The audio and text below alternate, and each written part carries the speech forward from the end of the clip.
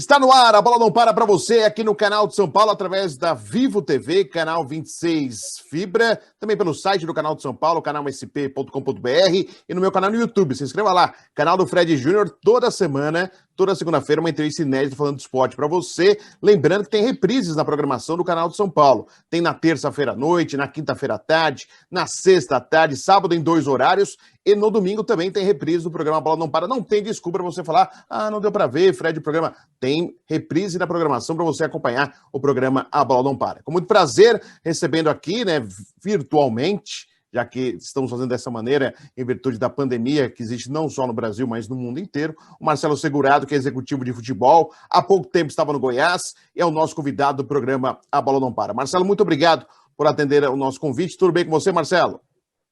Tudo bem, Fred. É um prazer muito grande estar podendo participar do seu programa, é uma honra, né? A gente está podendo falar de futebol, podemos estar aí podendo participar e estarmos aí podendo, né, nesse momento tão difícil que a gente está vivendo, poder contribuir aí com um pouquinho que a gente já passou e vem passando no futebol. Com certeza. Vou aproveitar, Marcelo, porque eu gosto de apresentar todos os entrevistados, né?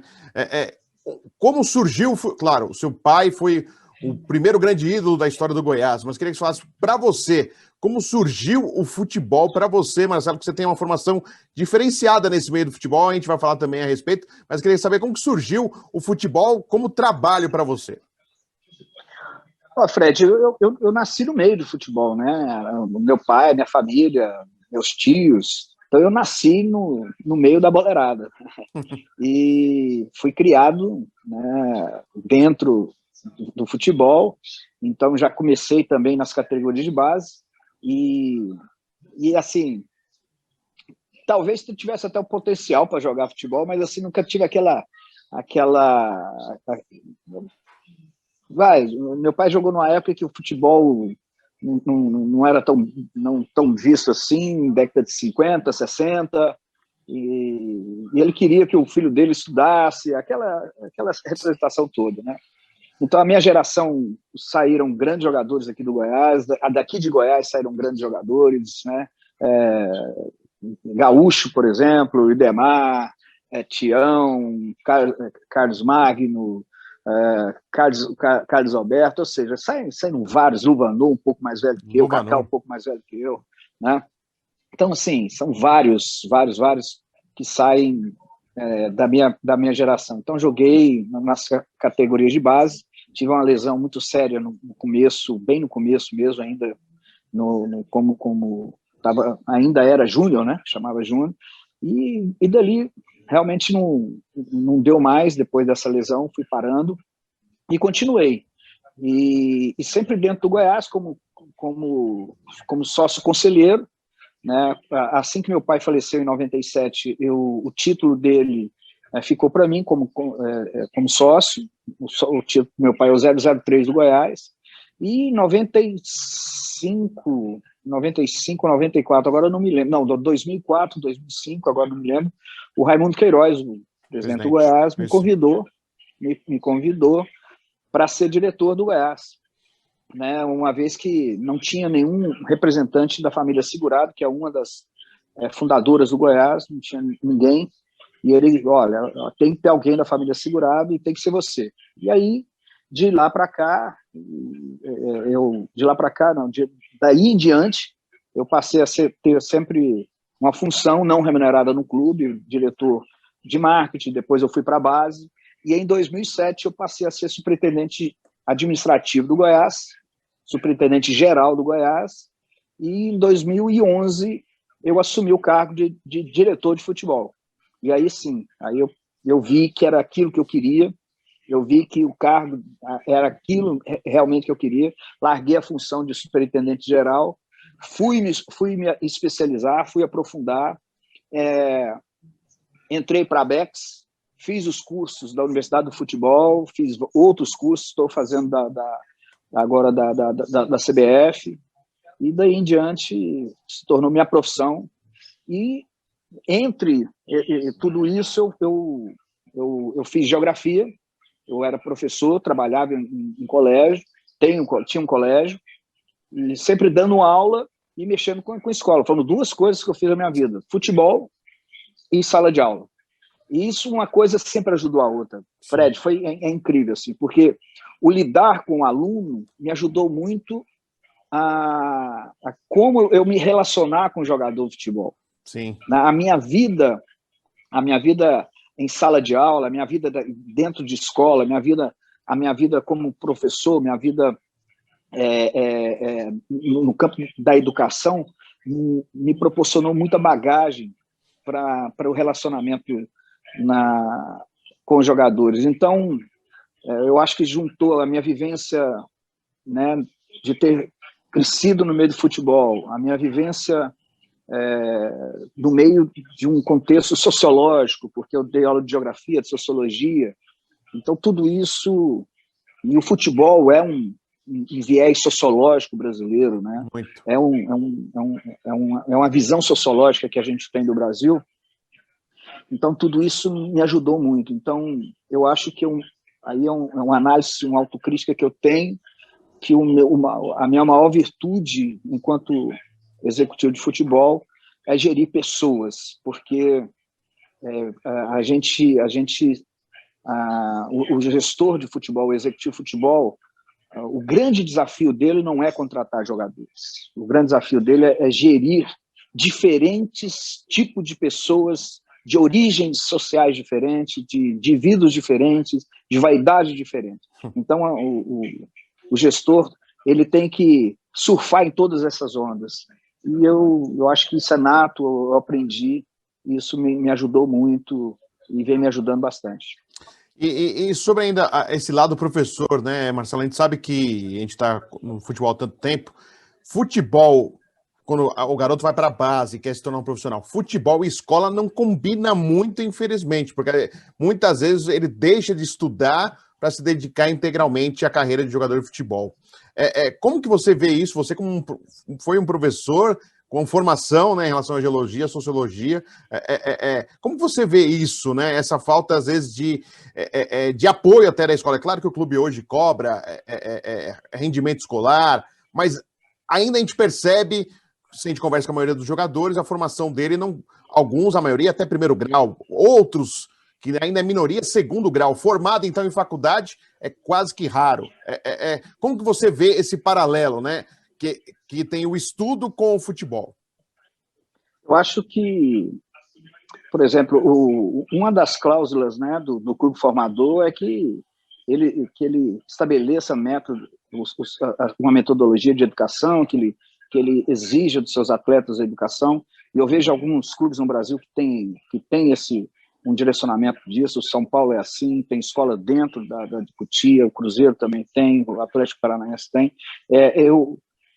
Quando assumi a superintendência de futebol do Goiás, estabeleci um projeto para isso, né, que hoje não existe mais, Por quê? Porque os clubes se preocupam muito em formar jogadores de futebol, né? Os clubes brasileiros não estão se importando em formar, eles não se importam em formar atletas, eles se preocupam somente em formar jogadores de futebol. Se você for observar hoje, os nossos jovens não estão sendo preparados para o futebol moderno. Sim. Né? Não tem só uma preocupação hoje de formação emocional, não tem se preocupação de formação emocional, psicológica, fisiológica. 90% dos clubes hoje não tem a preocupação de dar uma educação financeira para os atletas, ou seja, simplesmente dão uma camisa para o atleta e deixam ele ali para ele virar um jogador de futebol. A preocupação no ativo, a preocupação no ativo do clube do que no ser humano, no homem, é isso, né? Exatamente. Então, essa história que o clube está preocupado com a formação, com a educação, isso é balela. Então, eles colocam, às vezes, o atleta o garoto para ir para a escola e simplesmente põe um assistente social que às vezes não tem uma cobrança que necessariamente tenha que existir. Então, isso teria que ter uma cobrança mais rígida em função, e mais voltada mesmo do próprio clube. O clube tinha que ter um projeto em cima disso. Então, são poucos os clubes do Brasil que têm isso, que têm essa preocupação. Então, nós começamos agora no Ceará recentemente, em que eu passei, junto com a coordenação, nós começamos a fazer esse trabalho, e eu vejo o Brasil muito longe disso, né? Por exemplo, os Estados Unidos, a MLS, ele já vem pensando da mesma forma, vai seguir o mesmo caminho do basquete, do futebol americano, do beisebol. Então, essa preocupação ela tem que ser, porque o atleta, cada vez mais, ele tem que ser um profissional na acepção da palavra e um cidadão, antes de tudo, né? Para que ele possa ter responsabilidade. Olha, observe bem essas coisas que acontecem agora, né? Por exemplo, os atletas de alta performance, esses que têm mais notoriedade, eles tinham que ser pessoas, né, que estariam ajudando na propagação até mesmo de eventuais campanhas para as pessoas ficarem em casa, para as pessoas se cuidarem, referências, né? E ao contrário. É o exemplo para o errado. Exato. Né? Eles têm que saber que eles têm essa responsabilidade.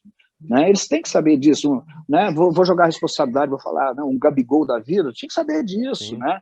Agora, recentemente, Luiz Adriano, ele estava com Covid, ele foi. Quer dizer, eles tinham que ser os propagadores disso. Por que não são? Porque não foram criados para isso, não foram educados para isso. E o clube tem responsabilidade sobre isso. Entende? Com certeza, com certeza. E, Marcelo, como que você vê hoje, a gente conversa com muitos técnicos, com o pessoal envolvido da base também, que às vezes o jogador mostra-se um talento na base e aí começa-se já a se amarrar com contratos de valores altos, ele já tem patrocinador próprio, aí ele chega no profissional e não desenvolve o que se espera, porque para muitos, e uma análise até de alguns psicólogos, pessoas voltadas ao esporte, que analisam o comportamento humano, que ele perde a vontade da conquista, né? Aquilo que o ser humano tem de conquistar objetivos, ele já muito cedo já começa a alcançar e fica estagnado. Ele meio que fica na dele. Para ele tá ótimo do jeito que ele quis. Ele tá meio que ele vira a salvação de uma família inteira. E aí quando chega num momento que ele pode até crescer ainda mais, ele acaba estagnando. Como que você observa isso? E realmente você percebe que alguns casos, claro, tem outros casos que não, que o cara desenvolve e fica cada vez melhor. Você percebe essa mudança? É justamente porque não tem um acompanhamento, talvez psicológico, porque falta esse cuidado com esses atletas, né? Porque às vezes fazem um contrato com ele dando somente o dinheiro para esse atleta, entende? E não é só isso, tem que se ter um cuidado com a família do atleta, porque às vezes não é só o atleta que vislumbra com isso, é o pai, a mãe, né? São os irmãos que começam também a ter um problema. Então tem que ter um acompanhamento geral, isso não é tão simples assim. Você pegar um menino de 16, 17, 18 anos, que é um adolescente,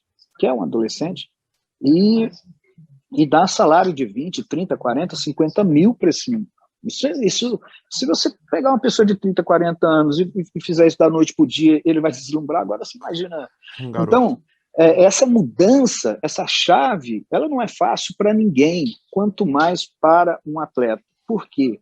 Porque esses atletas, esses meninos, eles são privados de muita coisa da vida, né? Então, assim, eles não têm uma vida, eles não podem ter uma vida comum de qualquer outro adolescente, né? Qual que é a cobrança que qualquer adolescente tem? De passar no vestibular, disso, de aquilo. Mas se não der certo esse ano, tem ano que vem. Se não der certo na pública, tem a privada. Ele não. Ele tem que ter, hoje, dentro dos seus departamentos, cada vez mais essas pessoas, vamos colocar assim, esses psicólogos, esses motivadores, entre aspas, mas que sejam pessoas que estão vinculados, porque hoje o mundo é da informação, hoje o mundo não é mais simplesmente o mundo do resultado, é o mundo da informação, é um mundo rápido, e essa rapidez ela tem que vir acompanhada também de quem está comandando o futebol. Muito legal, nós estamos conversando com o Marcelo Segurado, executivo de futebol, que está dando aí sua visão em relação ao futebol. É uma coisa bem interessante, é um assunto bem interessante a gente falar, que é uma análise até para você entender um pouco como funciona o futebol nos seus bastidores em relação aos jovens atletas. Aí você que está na esperança no seu clube de surgir um grande atleta, não é fácil e a carreira não é tão simples como se parece em relação a ser jogador de futebol. A gente vai ao rápido intervalo e já voltamos com mais A Bola Não Para para você.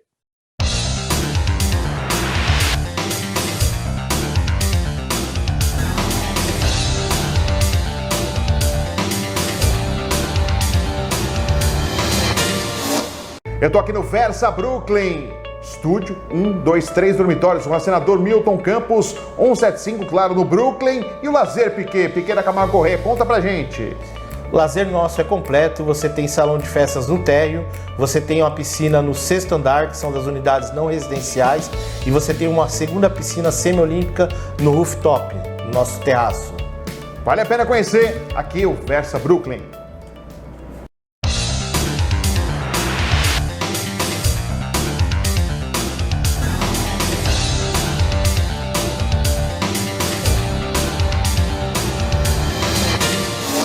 A Bola Não Para está de volta para você aqui no canal de São Paulo, através da Vivo TV, canal 26 Fibra, pelo site do canal de São Paulo, canal sp.com.br, e lá no meu canal no YouTube, se inscreva lá no canal do Fred Júnior, toda semana uma entrevista inédita falando de esporte para você.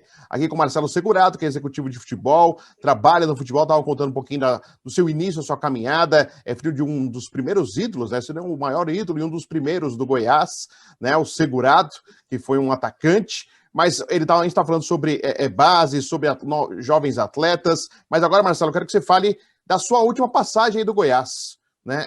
Surpreendeu você que já tinha feito um trabalho, contou essa trajetória, te surpreendeu exatamente uma maneira tão rápida que você ficou no Goiás, você esperava fazer um trabalho melhor. O Goiás que lutou aí para não cair, mas infelizmente acabou caindo para a Série B do futebol brasileiro. Como foi para você essa passagem no Goiás?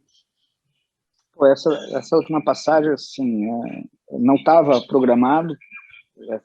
O ano de 2020 foi um ano atípico, era um ano que em janeiro, março, mais ou menos, surgiram algumas situações, mas elas não andaram em função da pandemia, e eu já estava preparando para que alguma coisa acontecesse agora em 2021. E no final do ano de 2020, eu tive um convite, num momento difícil, o Goiás, último colocado da Série A, último colocado a 8 pontos do penúltimo colocado, uma situação extremamente difícil. E eu recebi um convite do seu Ailê, que é o presidente do conselho. Eu fui sabendo das dificuldades. Eu não fui de maneira alguma enganado, não foi nada disso. Eu sabia das dificuldades, sabia com quem que eu iria lidar ali dentro, mas eu achei que as coisas poderiam ser diferentes se todos que estavam ali dentro pudessem deixar as vaidades um pouquinho de lado e abraçar a causa, e em nome do Goiás a gente pudesse tirar o Goiás daquela situação. E por muito pouco a gente não consegue. Mas, infelizmente, as vaidades, as questões pequenas do futebol, essas pequenas, e não falo do futebol, não, especificamente do Goiás, essas pequenas coisas que atrapalham um clube como o Goiás, né, de querer ter o controle, de querer manipular as situações que estão deixando o Goiás numa situação cada vez pior, numa reta final importante, onde tiraram jogadores importantes por questões que até hoje não explicaram, que tiraram o Tadeu do time, tiraram o He-Man do time, tiraram o Ariel e me demitiram na semana importante. Então, tudo isso fez com que o projeto, que quase que estava dando certo, quase que as coisas acontecessem. Mas eu não gosto muito de me arrepender daquilo que a gente faz, né? Mas realmente eu acho que foi precipitado, eu acho que eu poderia ter pensado 2 vezes, mas às vezes a gente tem que tomar algumas decisões. Tomei, não me arrependi, mas se fosse hoje eu não teria aceitado, não. Eu teria aguardado mais um pouco para que a gente pudesse realmente fazer um planejamento para tirar o Goiás de uma outra situação que não fosse essa. Marcelo, não é nem uma crítica, mas assim, o trabalhar com o Arley, que foi um ídolo jogando, mas que o torcedor às vezes acha que ele, como jogador, vai ser um dirigente tão histórico como foi com o jogador e acaba recebendo diversas críticas horas. Agora, é mais difícil, Marcelo? Assim, o cara, às vezes o cara não percebe que o que ele fez no campo não adianta o que ele fez no campo para fazer na gestão de futebol. É totalmente diferente, tem que estar preparado, um ex-atleta tem que estar preparado para essa função e tem que esquecer o que fez dentro de campo para fora de campo? Com certeza. Eu sou totalmente favorável que ex-atletas eles exerçam esse papel, porque fica muito mais fácil, porque ele tem essa vivência, ele vivenciou o vestiário. E o vestiário é fundamental de entendimento para o executivo. Ele tem que se preparar, ele tem que se desintoxicar. Então, quando ele ele não pode imediatamente assumir. Isso aconteceu. E o Arley, ele teve... É a terceira oportunidade que ele tem no Goiás, né? Nas 3 oportunidades, o Goiás foi rebaixado. É uma pessoa de difícil trato, de muito difícil trato, tanto na época de que jogava, com os seus companheiros de profissão, né? Seus companheiros de profissão, com treinadores. Hoje em dia, são jogadores, os executivos que ali passaram. Então, eu acho que essa situação de que achar que essa função, esse cargo é dele, pertence a ele. Então, recentemente foi o Túlio, antes do Túlio foi o Ximenes. Então, isso aí realmente é extremamente maléfico para o Goiás. O Goiás vem sentindo muito essa falta de profissionalismo, essa falta de visão. Então, a torcida sente isso. Então, ele conseguiu jogar por terra tudo aquilo que ele construiu como um jogador que mais vestiu a camisa do Goiás. Eu não colocaria como principal ídolo do Goiás, porque o Goiás passou Fernandão, passou Luvanor, passou Araújo, então, mas foi o jogador que mais vestiu a camisa do Goiás, e eu acho que o que ele fez nessas 3 passagens dele, assim, e a torcida, ele infelizmente, por essa falta de autocrítica, fez com que ele destruísse toda essa imagem positiva que ele criou dentro de campo. Marcelo, como você está vendo a função do executivo de futebol, né? Há pouco tempo isso não existia, normalmente era o diretor estatutário, né? O futebol não tinha um executivo, um cara profissional na área. Aí foi-se o tempo passando, principalmente a partir do momento que você contou da história do Goiás, 2010, 2008, 2010, entre 2008 e 2010 começaram a surgir os executivos aí de futebol, e a partir depois dos anos 2010, aí sim, a gente vê surgirem outros nomes para essa função do executivo de futebol. E em um certo momento, ele se tornou comemoração de torcida pela sua contratação. Quando um executivo era contratado, os caras comemoravam, né? Assim, chegou como se o cara fosse o camisa 10 do time, né? É óbvio que tem alguns que usam do marketing até para se aproveitar em relação a isso, e de uma maneira até inteligente, de aproveitar para valorizar o seu trabalho, e faz isso de uma forma talentosa até, certo ou não, a gente pelo menos tem esse mérito do cara se aproveitar em relação a isso. Como que você vê essa função que ganhou um destaque muito grande no futebol, inclusive para torcedor comemorar como se fosse uma contratação de um camisa 10? Eu acho assim, Fred, o futebol, ele vem no Brasil, ele vem se profissionalizando, né? Antigamente era um diretor de futebol, era um abnegado, né, que passava o dia na sua empresa, e no final do dia ia lá, no finalzinho do treino, assistir o treino, e tinha um amigo empresário que indicava jogador, e assim por diante, né? E ali ele tinha um supervisor que passava o dia. Só que o futebol, a dinâmica do futebol, como eu te falei, uma comissão técnica hoje é uma comissão técnica, vamos ter aí 10, 15, dependendo dela, São Paulo da vida aí, 20 pessoas. Então,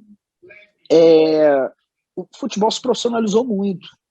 E essa profissionalização, porque o departamento de futebol, ele centraliza. O futebol é a coisa mais importante de um clube de futebol. Então, o departamento jurídico gira em torno dele, o marketing gira em torno dele, o departamento médico, tudo gira em torno do departamento de futebol. Então, o profissional de futebol, o executivo de futebol, ele não precisa ser mais competente, ele não precisa ser mais competente do que o estatutário, mas ele tem que ter mais tempo.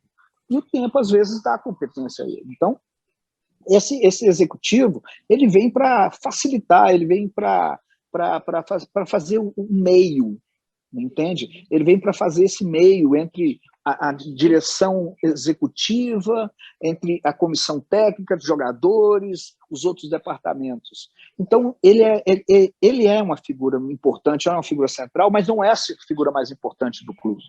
Agora, existem alguns que, evidentemente, que se vendem de uma forma com que trouxe essa notoriedade para essa função, né? Porque um executivo de futebol, ele não contrata um jogador sozinho, não existe isso. Ele depende do presidente, todas as ações dele dependem do presidente.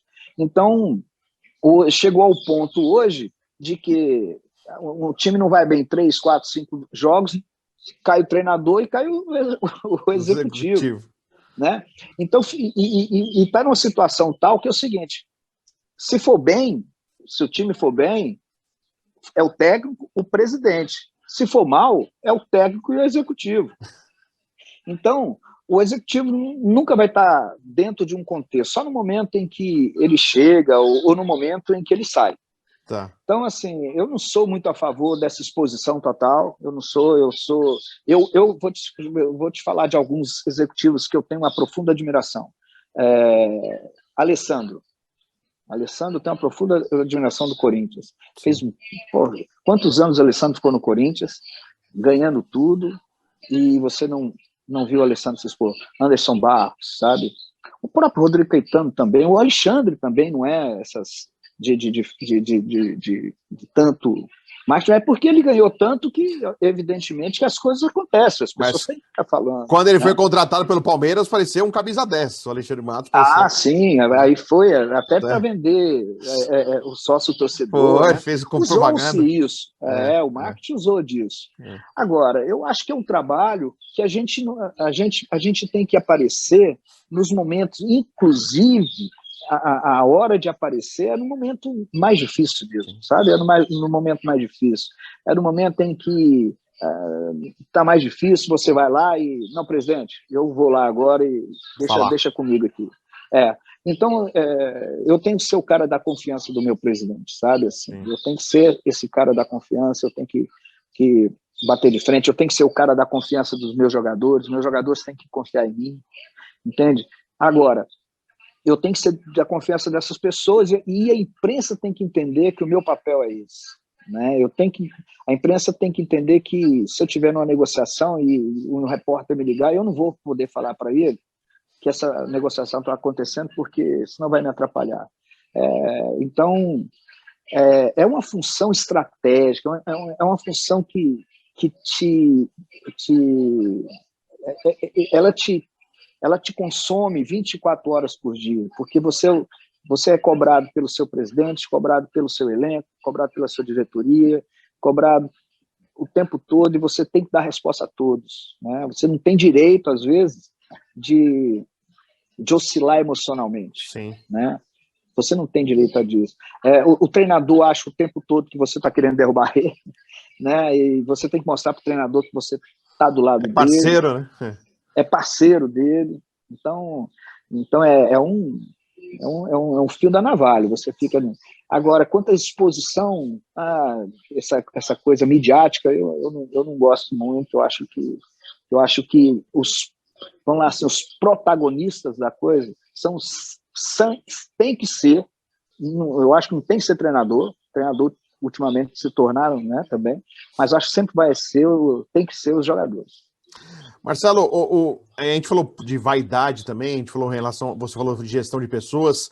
Quem é o mais vaidoso, o técnico ou o jogador? Qual que você lida aí com relação à vaidade? Porque tem, né, no futebol, não só no futebol, no meu meio também, assim, quando comecei em rádio, eu me surpreendi com a vaidade do rádio. Eu achava que só quem aparecia na TV era um vaidoso, mas no rádio, o meu boletim não entrou, o meu boletim entrou pouquinho, porque um entrou, sabe? Essa vaidade existe em todos os lugares. No futebol, quem que é o mais vaidoso, o técnico ou o jogador, Marcelo? Nos dias de hoje, no futebol, nesse futebol moderno, que é tático, esse futebol que hoje ele é um jogo de xadrez, que é uma inteligência de uma mexida, é o treinador. O treinador hoje tem. É o treinador. O treinador hoje ele tem. A vaidade dele está mais aguçada, porque você pode observar, às vezes você vai ter um jogo. Você tem ideia, às vezes vai ter um jogo do Flamengo com Palmeiras. Aí vai se falar assim, o enfrentamento de Ceni versus Abel. Pô, peraí, Flamengo e Palmeiras, pô, né? Então também a mídia também faz isso, esse ego crescer dos caras, né? Não é porque só deles, é porque a mídia também faz inflar esse ego deles. Mas com certeza hoje no futebol o mais vaidoso é o treinador. Caramba. E alguns têm motivo e outros não, viu? Sim. Outros não. Tem outros que são vaidosos, acho que para melhorar a autoestima, né, Marcelo? Para autoestima, todo mundo precisa, né, cara? Todo mundo precisa da autoestima. Né? E o jogador, o mais assim, o badalado, ou aquele que já foi assim, ou tem uma história no futebol, esse é mais fácil de lidar ou mais difícil? Ou os mais novos são mais difíceis de lidar, Marcelo, hoje? Em virtude do que a gente já falou no primeiro bloco, é mais difícil lidar com os mais novos do que aquele mais experiente, já rodado, que já jogou em outros clubes e já tem uma vivência no futebol? Eu vejo os jogadores de hoje em dia mais fácil de lidar do que de algum tempo atrás. Os jogadores, vamos lá, aqueles jogadores da década de 80, 90, eles eram mais difíceis de lidar. Meu Deus do céu, né? Mas eram melhores tecnicamente. Eram melhores tecnicamente também, não? Sim. Eram. Com certeza. Sim. Então, poxa vida, você segurar um Renato Gaúcho, você segurar um Gaúcho, um Romário, é difícil pra caramba. Mas os caras, era outro futebol, né? Então, hoje os caras têm uma consciência melhor, né? Hoje os caras têm mais consciência profissional, talvez eles não tenham a consciência daquilo que a gente estava conversando. Sim, de condução de carreira. De condução de carreira. Mas eles têm uma consciência melhor hoje do que eles, da sua condição, até mesmo a física, atlética, né? Da sua condição de treinar. Hoje é muito difícil você ter um jogador que não vai treinar, que chega atrasado no treino. Tirando essa questão, que é uma questão boba hoje, do cabelo, essas bobagens que um dia antes de um jogo importante 3, 4 barbeiros no hotel para fazer o cabelo dos caras, meu. Aí você fica, aí você vai ver o cara cortou o cabelo aqui, aí você fala, vou proibir isso. Proibir por quê? Mas o cara tem que estar concentrado no jogo. Tá, mas será que é isso? Se eu proibir isso... Então, assim, é por isso que eu estou te falando, é uma geração que é muito assim. Eles vão jogar videogame, só quero que estabeleça, a partir da meia-noite acabou. Mas a partir da meia-noite acabou, mas eles vão ficar no celular. Entende? Eles vão dormir, aí no outro dia... Tá? Então, é diferente. Então, assim, em relação da condução com eles, profissionalmente, é mais fácil. Tanto é que essa geração, eles vão jogar cada vez mais. Você vai ver jogadores cada vez mais com 35, 36, 37, 38 anos. Em alto nível, né? Em alto nível, cada vez mais. Isso vai ser comum. Então, profissionalmente, eu acho que eles vão chegar mais à frente. Se vai ser tecnicamente melhor ou pior, é outro. Só que hoje em dia, o jogador, vamos dizer, mais valorizado, cada vez mais, vai ser o jogador inteligente taticamente. Né? Porque, algum tempo atrás, Fred, se você fosse buscar lá nos anos 80, nos anos 90, o que era o jogador burro? O jogador burro era aquele jogador que corria com a bola, fazia não sei o quê e finalizava errado, ele fazia alguma coisa errada com a bola. O que é o jogador burro hoje? O jogador burro é aquele que talvez tenha até uma qualidade, mas que não sabe se posicionar taticamente, não sabe se dentro do esquema do treinador entender aquilo que o treinador quer. Sim. Esse jogador não vai ter. Então, cada vez mais, esses jogadores que entendem taticamente, que vão se especializando taticamente vão ter uma longevidade maior. Então, o futebol mudou, cara. O futebol, se você pegar o futebol dos anos 80, 90, era outro esporte. Sim. O futebol hoje é melhor ou pior? É diferente. É outro. Acho que é diferente, é outra coisa. É tão bom quanto, mas é diferente. Marcelo Segurado, muito obrigado por atender aqui o programa Bola Não Para. Sucesso para você na sequência aí da carreira. Se um dia você estiver em São Paulo, for trabalhar aqui no Futebol de São Paulo, vou fazer questão que você compareça no estúdio para participar do nosso programa, que é na região aqui da Avenida Paulista. Eu vou ficar muito feliz com a sua participação. Muito obrigado, viu, Marcelo? Muito obrigado, Fred. Foi um prazer muito grande estar participando com você. Uma honra mesmo estar participando com você. Agradecer ao Marcelo Segurado, foi o convidado dessa semana do programa Bola Não Para, que volta semana que vem com mais um convidado inédito falando de esporte para você. Até lá!